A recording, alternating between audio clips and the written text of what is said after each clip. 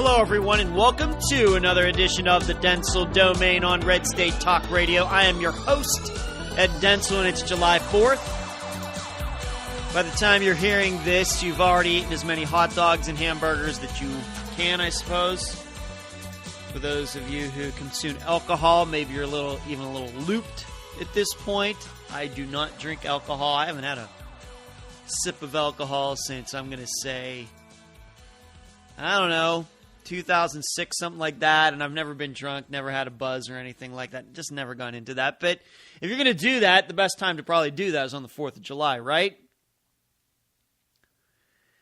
So the fireworks are done. I'm not a big fireworks fan. Of course, I'm a fan of July 4th because I'm an American, but so many things that are involved on this day are really generally not part of my everyday lifestyle, except for the free food. If somebody's willing to cook out for me, then I'm willing to eat all day. And I'll eat all the hot dogs and hamburgers. And you want to cook ribs, you want to barbecue some chicken. I'm not a big apple pie guy. But if you're going to have cheesecake or pumpkin pie or blueberry pie, cherry pie, I'm good. Apple pie, I'm not. I think I got too much of that as a kid. I think I outdid myself as a kid eating apples, and so you don't find me eating anything having to do with apples these days. My grandfather had an orchard, and it was apple pie and apple butter and green apples and yellow apples and red apples. Just gets you after a while, frankly. So I hope everybody had a great 4th of July. Of course, I want to talk about the 4th of July and what just give you a 2016 version of it, and then we'll get into some issues for the show, because some news did happen this weekend, maybe the end of last week as well. When I think about the 4th of July, I always put it in the context, and I maybe if you go back and listen to my show last year, what day of the week was 4th of July last year? I don't even know. Was it on a Tuesday? I have no idea. Can't remember. All I know is 4th of July and my birthday always fall on the same day. My birthday is exactly 28 days after July 4th. I'm going to be 46 on August 1st. But I think the same thought that I have every 4th of July, and I think I've had this thought for a long time, is that with the current United States, the way we vote, our attitude toward government, attitude toward big government, attitude toward small government, attitude toward government programs, attitude toward rights, toward religion, toward guns, free speech, the press, all of that. Given everything we think we know about what goes on in the United States these days, would the current United States separate from England if we were still attached to it? I asked you that, reminding you that when we separated, when the decision was made way back then in the mid to late 1700s to separate from England, and it had been a long time coming.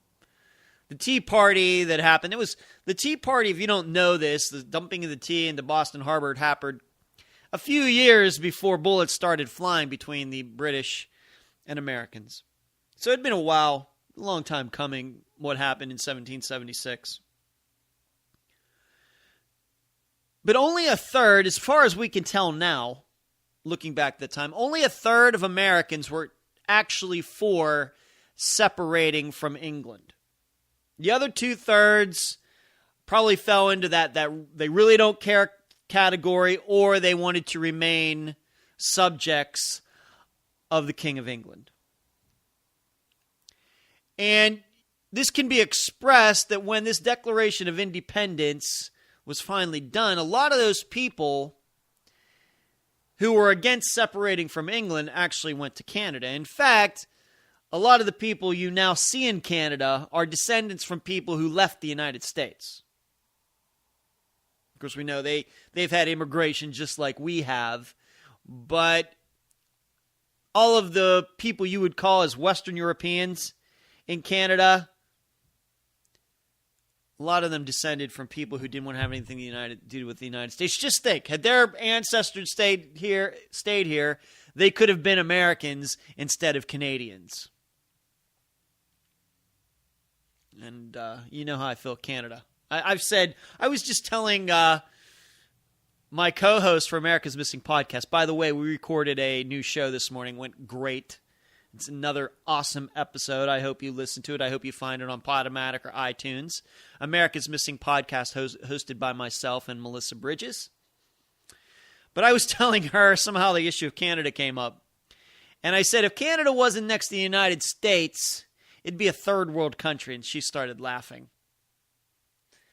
If Canada were in Africa, or it was an island like Australia, it would not have the standard of living that it does. There's only 30 million in Canada, and 90% of the people in Canada live within 100 miles of the United States. And of course, if Mexico wasn't attached to the United States, that'd definitely be a third world country. Definitely. In any case, getting back to the United States. So here we are in 2016, and I think about that 33% number from the 1700s and the decision to separate, even though it wasn't a majority decision. Is it safe to say that that number would be about the same today? I got to tell you, I think that that's true. I think it's true. And the truth is that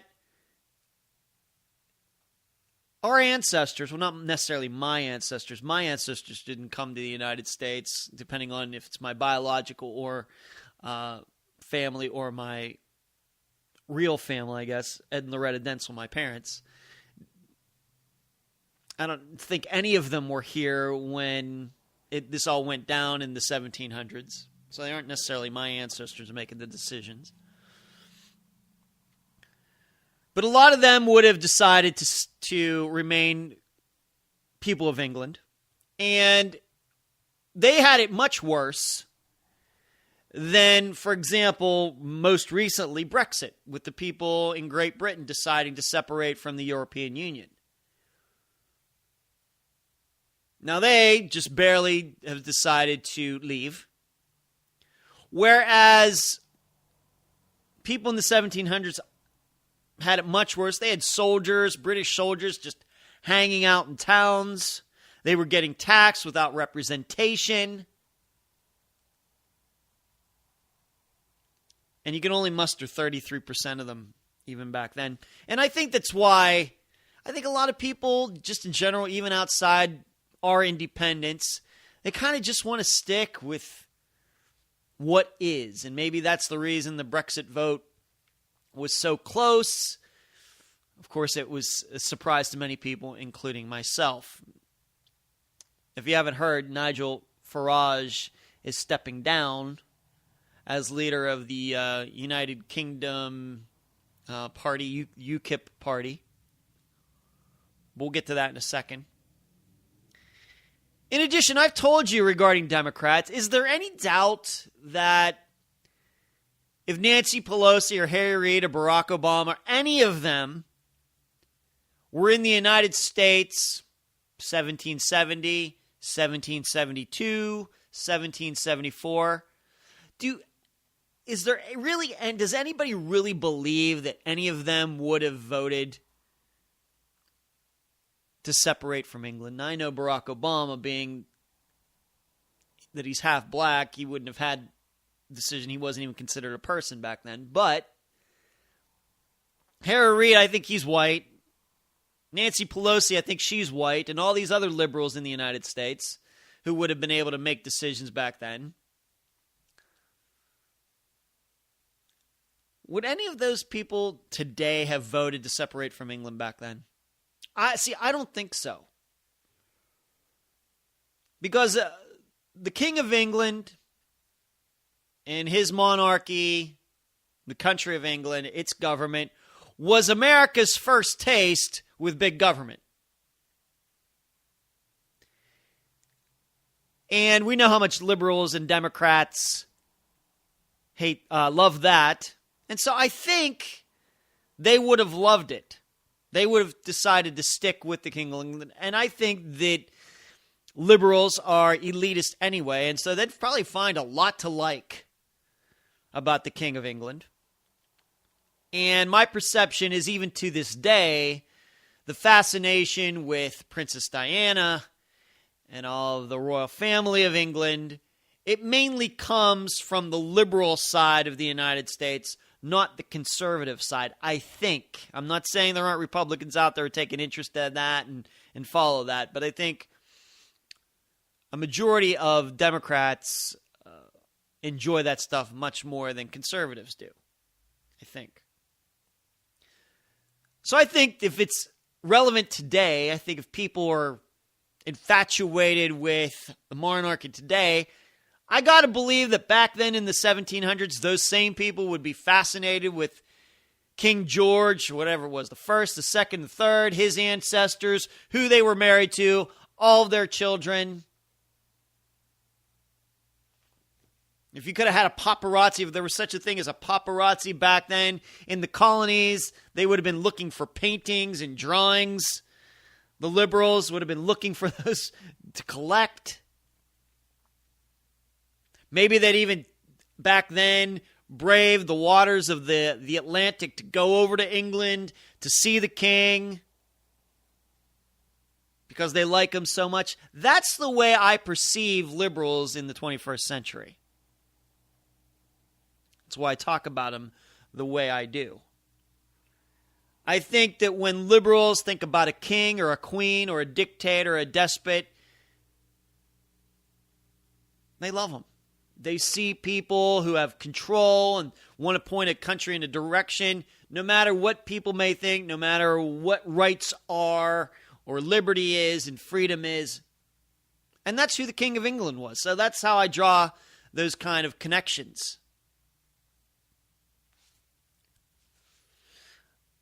I'd also mention, and this is the reason, I talked about this not long ago, and I forget for what reason, that the reason that the United States separation from England worked and why we've been able to keep it together much more than the French have. They had their own Independence Day, Bastille Day, but since then they've reformed the government so many times. They've been conquered twice, predominantly twice, in a couple world wars. And if you don't know, I mean, one time, the French, late 1800s into the 1900s, were some of the greatest arms manufacturers in the world, were really into the military, and that kind of went by the wayside. But I think the difference is that in our case, in the United States, our revolution was started and headed up by a bunch of rich guys. We know that Thomas Jefferson, George Washington, Ben Franklin, they were not poor. They were not poor. Whereas the French Revolution, the overthrowing of their monarchy there, was done by the mob, by a bunch of poor people. And you get into something like that, I start thinking about populism and kind of just overthrowing something just for overthrowing's sake. Whereas the American Revolution, our independence, was led by a bunch of educated people who knew what they wanted to do. They had principles. They took the time to put it all down on a piece of paper so everybody understood what was going on. Even if they couldn't read, somebody could explain it to them. And I think that that's what's made the United States so much different from all of these other places that have wanted their independence, got it, and then couldn't manage it very well. There's just something different about the United States, and anybody tells you differently is wrong. It also could be that the reason that 33% number, why only 33% of the people wanted to separate from England back in the 1700s, also might have been a reflection that there weren't that many rich people in the United States, in the colonies at that time. And maybe it could be that people who weren't as rich as Thomas Jefferson or George Washington, if they even heard of them, thought that they had a lot more to lose than those men did. Whereas we see in the end, those men had a lot to lose. And in fact, many people who headed up the revolution, lesser names, and you can do the research on Google for this, lost a lot. Lost a lot. And all of those men that we now know their handwriting on the Declaration of Independence, they were targets. But signing that name, they didn't do it silently. They didn't take some silent vote. They didn't just call themselves anonymous like that hacking group that exists today. You couldn't use a username like you see on so many comment sections all over the internet, whether it's on Reddit or any of the comment sections at any political site you go to, National Review, Ricochet.com, Hot Air, wherever you go where you can use a username. These guys use their real names, willing to put their reputations, their family's reputation, their wealth behind this movement because they believed in it. And most importantly, they didn't take advantage of people by doing it. It wasn't like their plan was to separate from England so they could have their own fiefdom over here.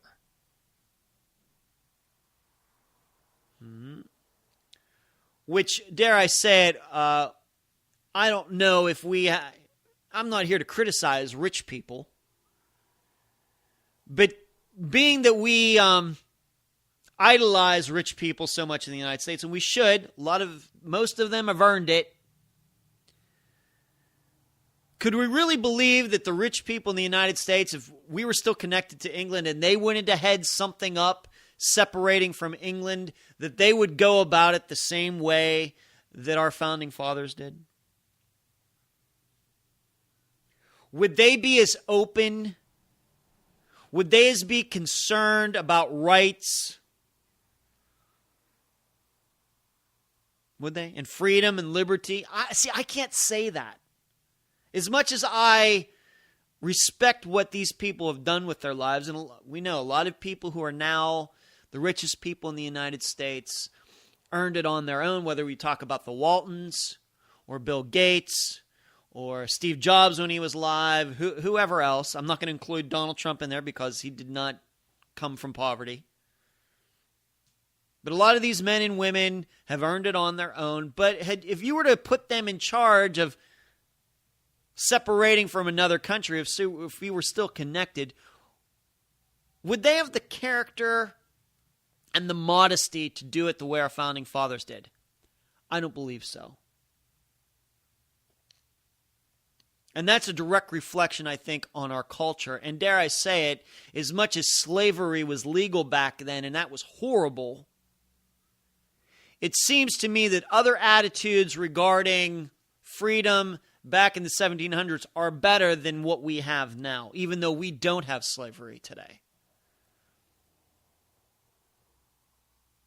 In fact, I think that if we were to combine the attitudes of those founding fathers back then regarding what they thought government should be and combine it with today's world in the United States where there is no slavery and women can vote, I think that you'd have a pretty good country. You'd have the best of each.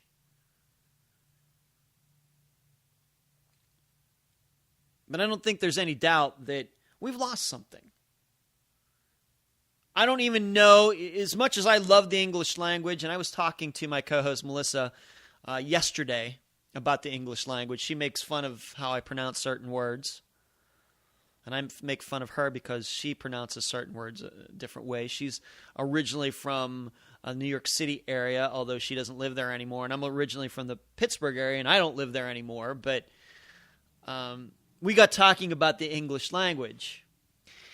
And as much as I love the English language, I don't know if I can even express exactly what happened between the 1700s and now.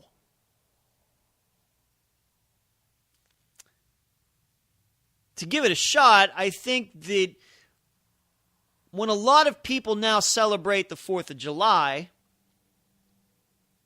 and they think about Independence Day, I don't know if they necessarily think about separation from England, because, frankly, a lot of people today, as I was saying, I think like big government.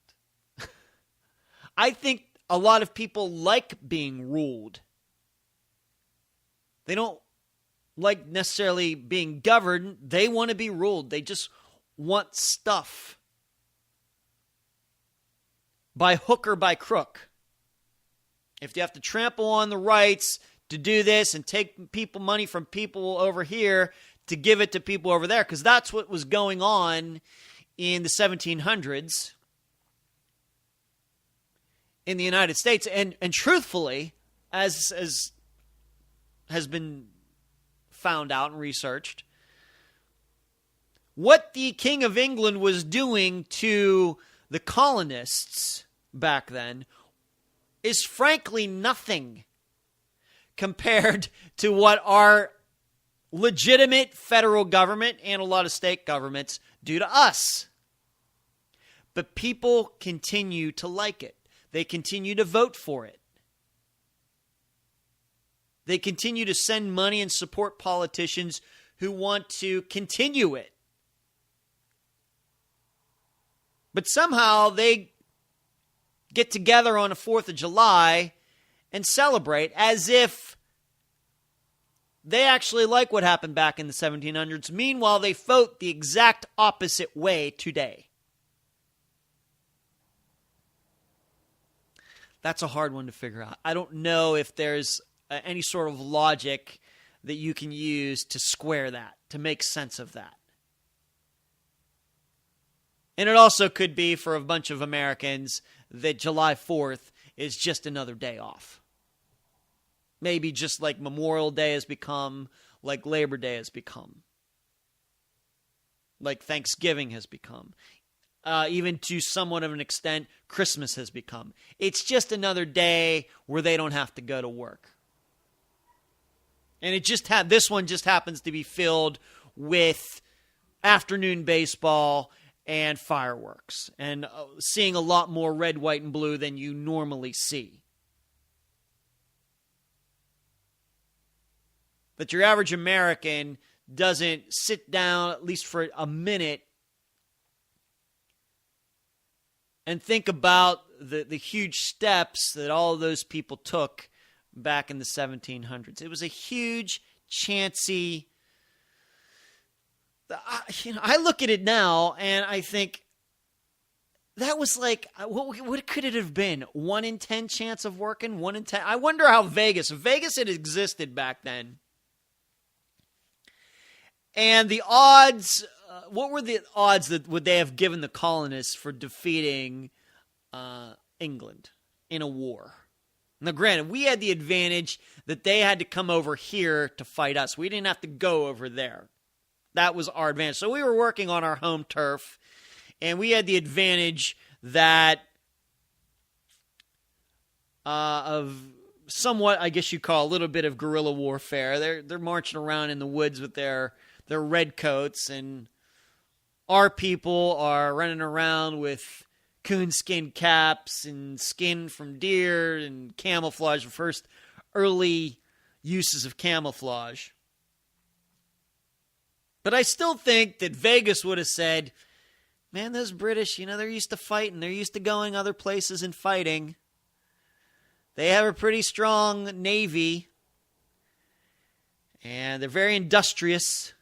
Granted, they have to come a long way, but they have some friendly territory up there to the north of the colonies that they can stage people. Man, I think Vegas would have easily given England the advantage in that war, but somehow we won.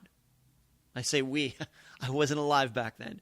But the colonies won, and then eventually turned themselves into the United States after first using the Articles of Confederation, which didn't quite work the way everybody thought it was going to. And here we are, over 200 years later, and it could be that a lot of people would just soon as well go back to the way it was, with all of us being beholden to ever expanding federal government. Because as I said, the federal government is surely doing more damage to us these days than the King of England was doing to the colonists, even though they had a lot of gripes as well, legitimate gripes. And that's why I continue to say, looking back at our independence, that it got worse before it got better. There was a time in the colony's history leading up to 1776 where it was tough. It was tough. There's no electricity, very rudimentary machines, living off the land. You could die from an infected tooth. It didn't take much. If you broke your leg, you're probably dead. But everybody's eking out a living, and people were continuing to come to the United States. But they were still living under the rule of England. But to get their freedom, actually things had to get worse before they got better. They had to live with bullets flying over here, and men dying, and people being thrown in prison ships, and all of that stuff that went along with our war for independence.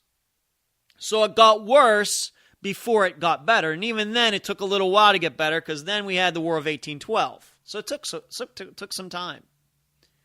And see, that's the way I see where we are right now. And that's why I continue to tell all of you, if the country is going to get better, it needs to get worse before it gets better. Had not things gotten worse in the colonies in the middle to late 1700s, then the United States wouldn't exist. It would still be, I guess, maybe something like Canada. I've been reading some articles about how Canada is thinking about fully, truly chopping off any connection to England, because if you don't know, in their currency, they still have pictures of British monarchs, British royalty. And in that way, although Canada is an independent country, it's weird how that all works. I'm still not sure I understand all of it. Whereas the United States is its own country with no connection for over 200 years. And it had to get worse before it got better. There had to be a war. There had to be fighting before the colonists could get their true independence, their true freedom, their true rights, with a government that's supposed to respect them and their rights. That's the way I feel about the United States now. If we're ever going to get back to small government, to following the Bill of Rights, then I'm not saying bullets need to fly. I'm not saying that blood needs to be shed or anything like that. But I don't think that you get to where we want to go by avoiding pain, whether that means economic pain or political pain. The colonists found out they had to deal with some pain, and eventually it was better. Eventually. Took some time. Started in 1776. Really, they didn't see lasting changes until after the War of 1812. So that's 20 years, 30 years. They had to wait about 40 years. I don't know if everybody is so patient in the United States. I think too many people think, it's too long. We might as well just grind it out the way we're going right now.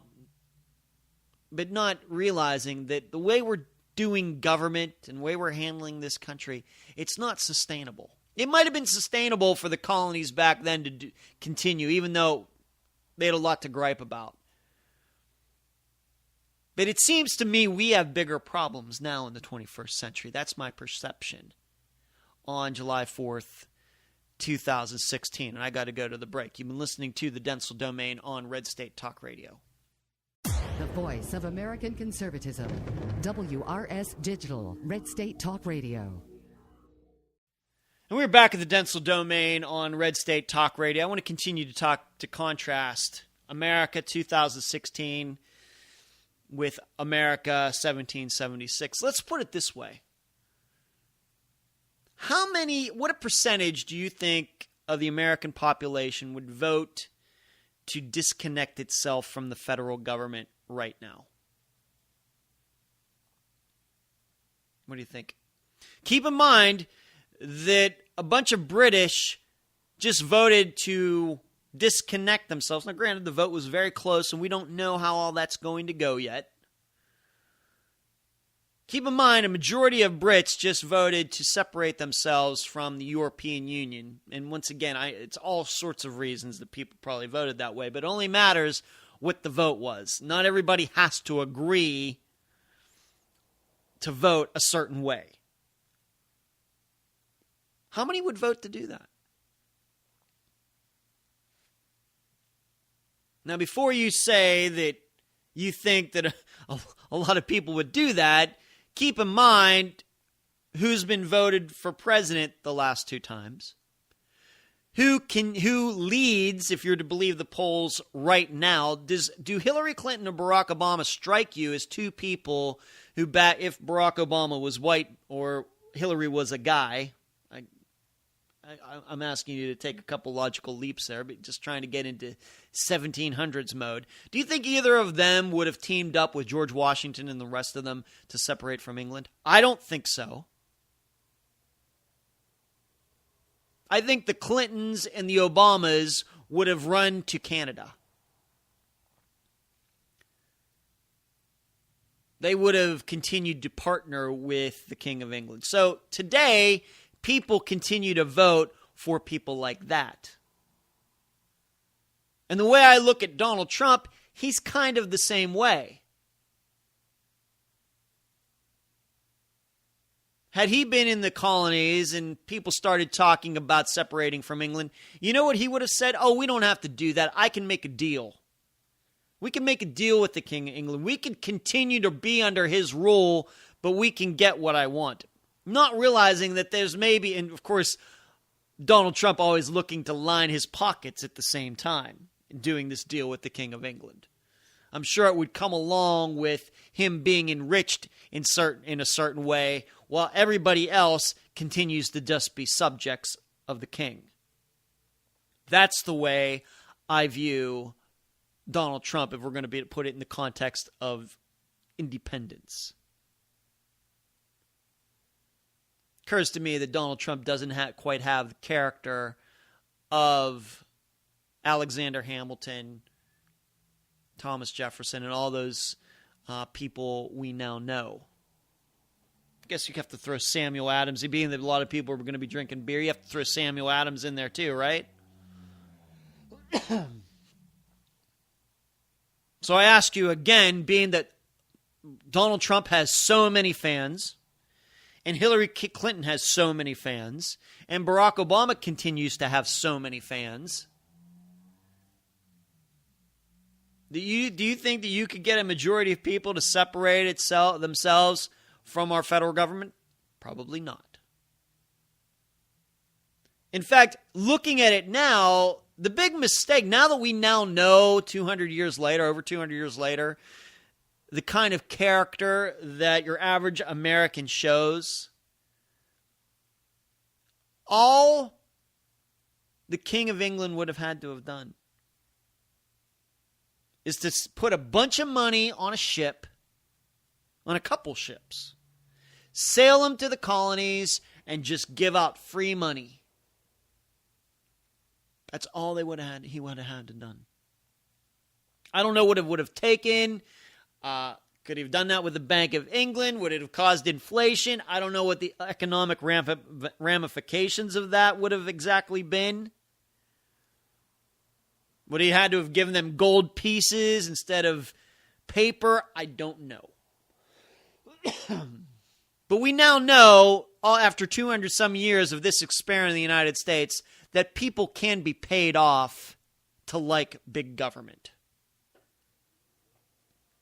And they can be paid off to just put up with intolerable situations regarding their taxes and regulation and their rights being infringed, just so those checks just keep coming in the mail. Somewhere, the King of England right now, I don't know if he went to heaven or hell, I have no idea.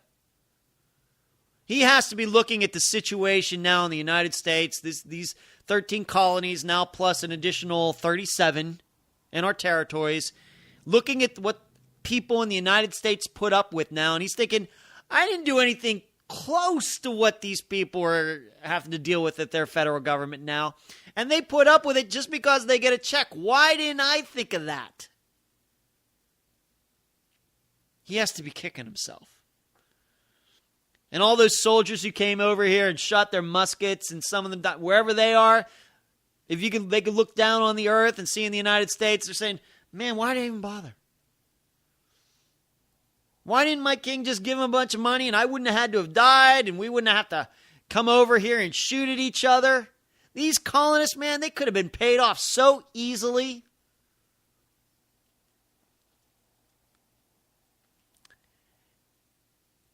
But I'm not so sure that was the truth back then. I know it would be the truth now. But I don't think that you could have paid off George Washington. I keep saying those same names over and over and over. I don't think you could have paid those men off to not do what they did.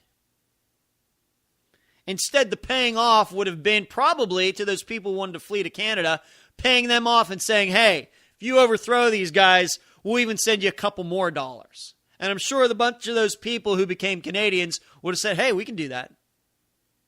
That's all it would have taken for the colonies to remain part of England. How do I know that? Because I just look at what the United States is doing today. That's exactly what's going on today. People are being paid off tax money, food stamps, to just stay quiet. We're not technically at peace. The government just wants to be left in peace, so it pays these people off. And people go for it, and they don't mind what else is going on in the country. That's why I say today, I think that if you were to take a vote, a lot of people would have said, yeah, we should have just remained part of England. If it meant that I'm going to still get my check in the mail, yes. If independence means I don't get my check in the mail anymore, then no. I've told you. You know this show. I'm a cynic. I'm a cynic.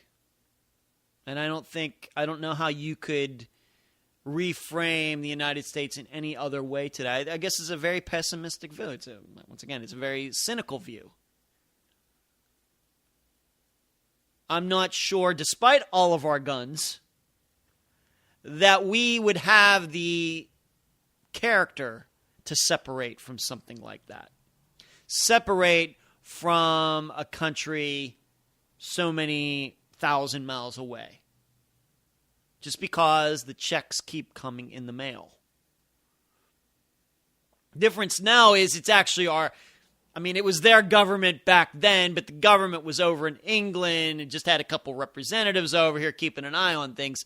A little bit different. Whereas now, the government is here. The politicians are here. It has its tentacles in every little piece of our lives, which the government of England did not, despite what we hear about the tea tax and everything else. Just technologically and the manpower, they just didn't have the ability to do that. And we just accept it as a way of life. In fact, many, many, many, many, many people vote for it and love it. And that's why, if we're going to get this thing back on track, the United States is going to have to get worse before it gets better, just like back then. I know that's I'm just telling you, anybody who tells you differently is wrong. They just aren't paying attention. Like I said, I don't necessarily mean bloodshed.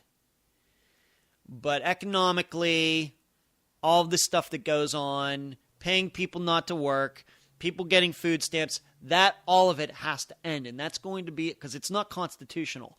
And those people are going to suffer because of it, but it's unconstitutional. So frankly, I'm going to just be honest with you, I really don't care.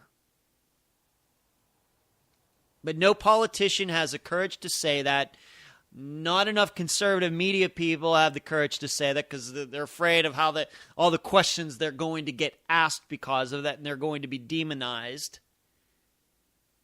You can't continue the welfare state. You can't continue big government and then continue to think that you really have your independence and your freedom. And that is something the Founding Fathers knew that not enough Americans know today. Let's move on to something else. I mentioned Nigel Farage and Brexit earlier.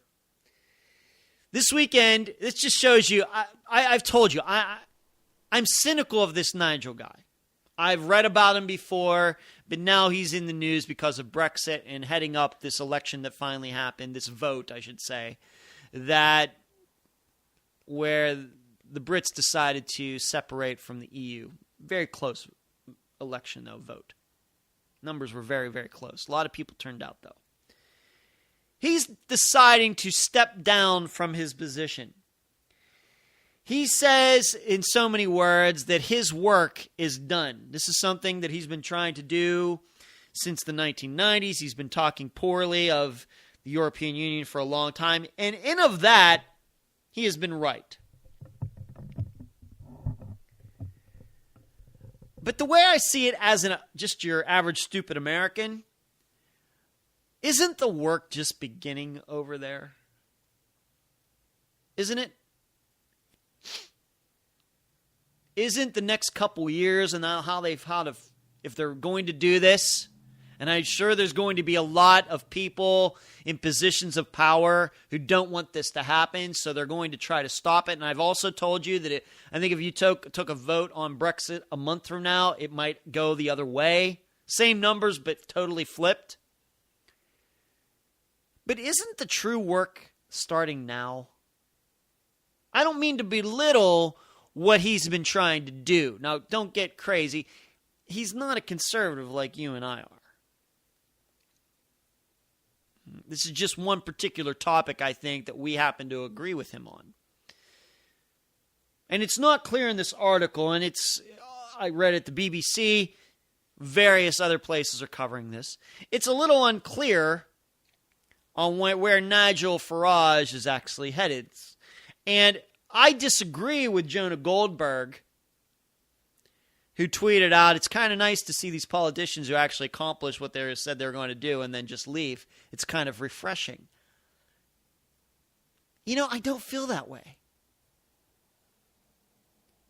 I think that there's a part of me, once again, the cynic coming out in me, that Nigel Farage, what he's really saying, what I think he's thinking is that, okay, I won this, and it can only get worse from here. I'm going to go out on top. But he can't say that.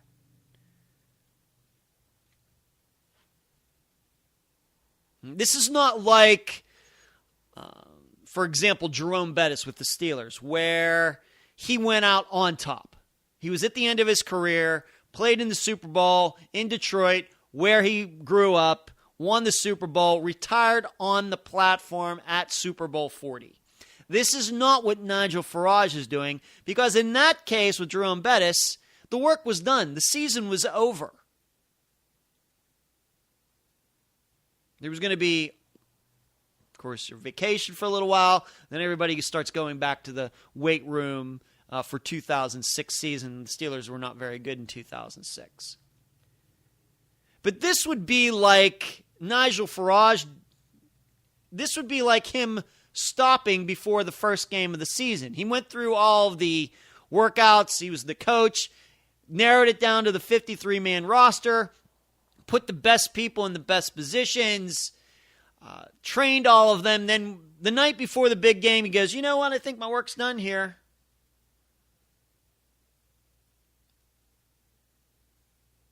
Because it's easy to go out like he's going out with actually really, truly 100% playing the game. Because now, if Brexit doesn't go very well, he can say, hey, I don't have anything to do with it.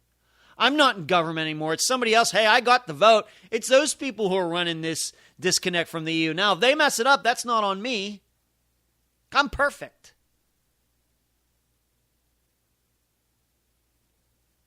No different than that coach who would get the players ready for the first game and then bow out the night before, and the assistant coach has to take over. And when the team loses, the coach can be sitting at home and if asked, hey, I wasn't coaching that day. Hey, I did the best I could. I put the best people, I picked the best people in the best positions, and it was the assistant coach. I can't help it. He can't call the right plays. You see what I'm saying? The true work at Brexit is now. The separation, what England's going to do with it, what Scotland's going to, what's going to happen in Scotland, and Nigel Farage is bowing out with still another act to go in the play. A couple of more acts.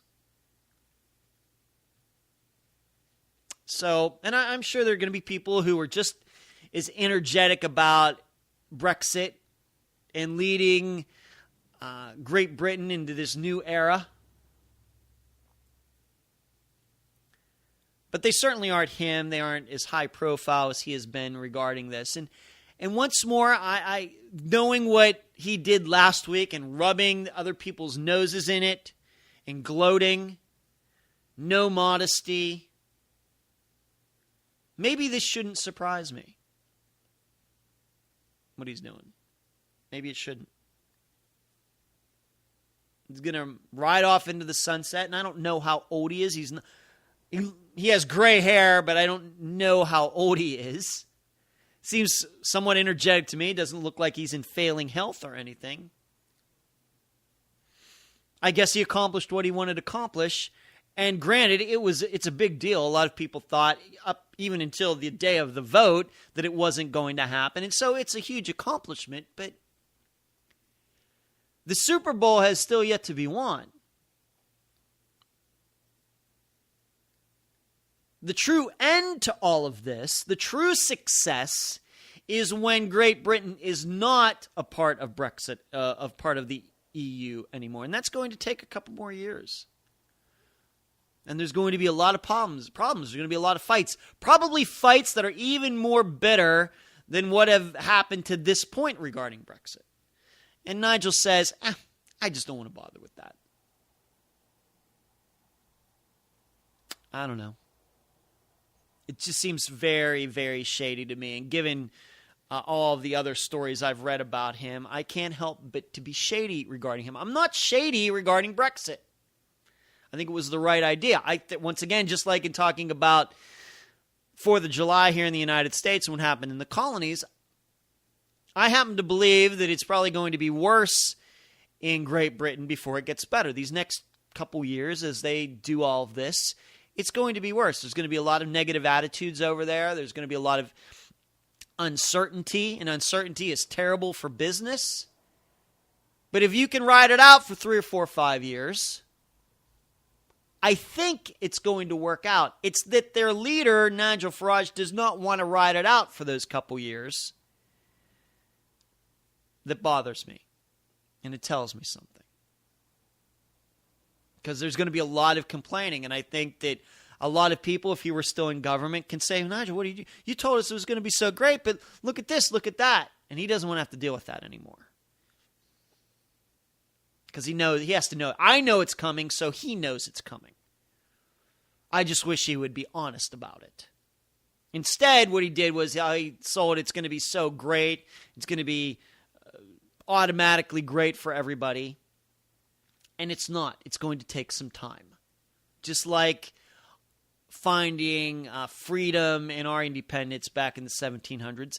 really took about 40 years before Americans didn't have to worry about facing guns from other countries anymore. And then a little after that, 40 years after the Declaration of Independence, had some peace for a little while, and then we had our own Civil War on top of it, which was even worse than the Revolutionary War.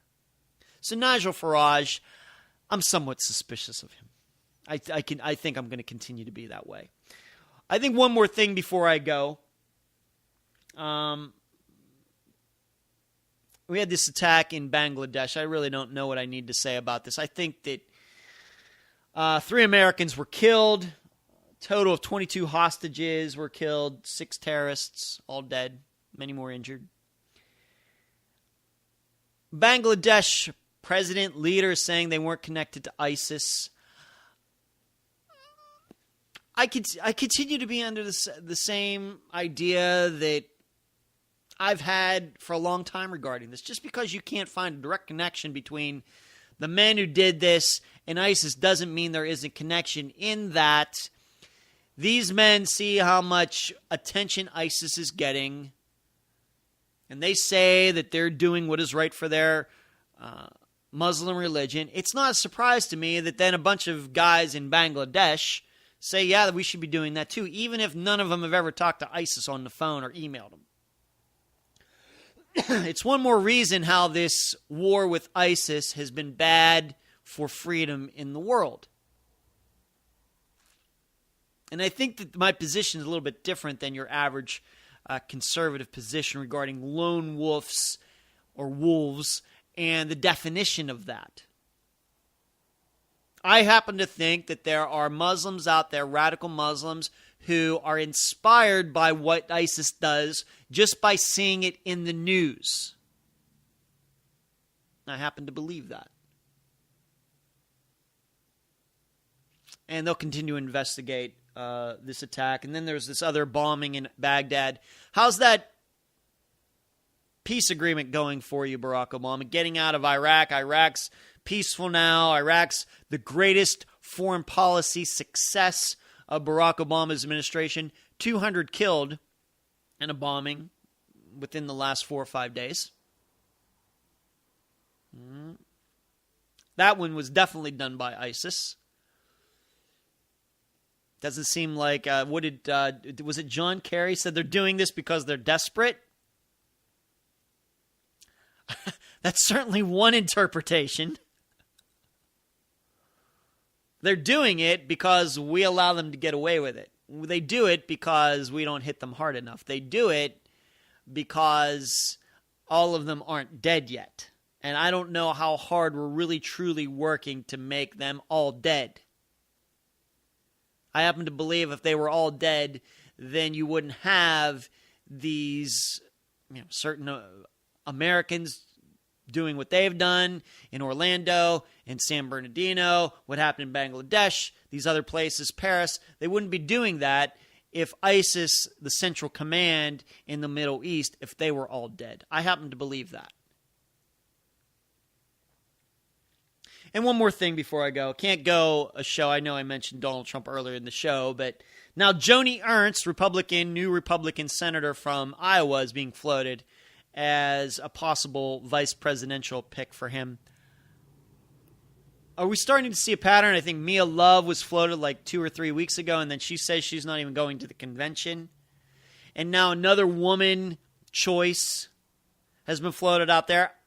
I guess if I was suspicious, I'd start thinking that the reason the Trump campaign is doing this is because they're admitting they have a problem with women, which is something I knew about a year ago. And I don't think that's going to change. It's one of the reasons I think he's going to lose no matter who he picks as his vice president. But I got to go.